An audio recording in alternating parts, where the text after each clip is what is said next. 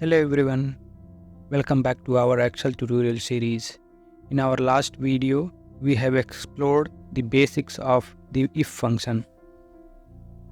If you have not subscribed my channel yet, please subscribe.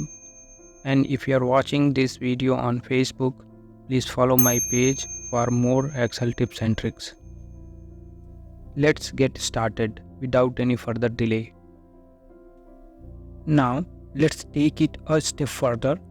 What if you want to assign letter grades instead of just pass or fail? You can do this by nesting multiple if functions together. In this example, we are assigning grade based on the student's scores. Let's understand the criteria for grading. In our grading system, a score of 90 and above will receive an A grade. Score between 80 to 89 will receive a B grade, and so on.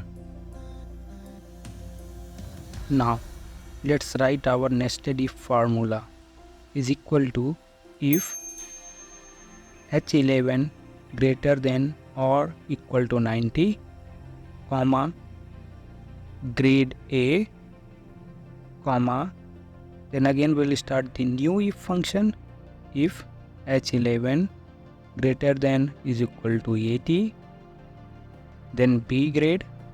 Again we'll start another if function if H11 greater than is equal to 70, C grade, comma, if H11 greater than is equal to 60, it should be D grade, comma, and now we'll use the condition for the false. If all mentioned condition is not met, then it should show failed. Once the formula is completed, you can apply it to the entire list of scores. Just drag the formula down and Excel will do the rest. Now you can see that the grades automatically appear next to each student's score. This method saves the time and reduces the errors. What next?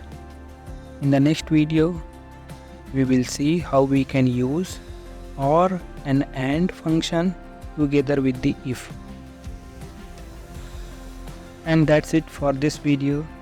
You have now learned how to create a dynamic grade system by using the nested if function in Excel. If you found this tutorial is helpful, don't forget to like and subscribe.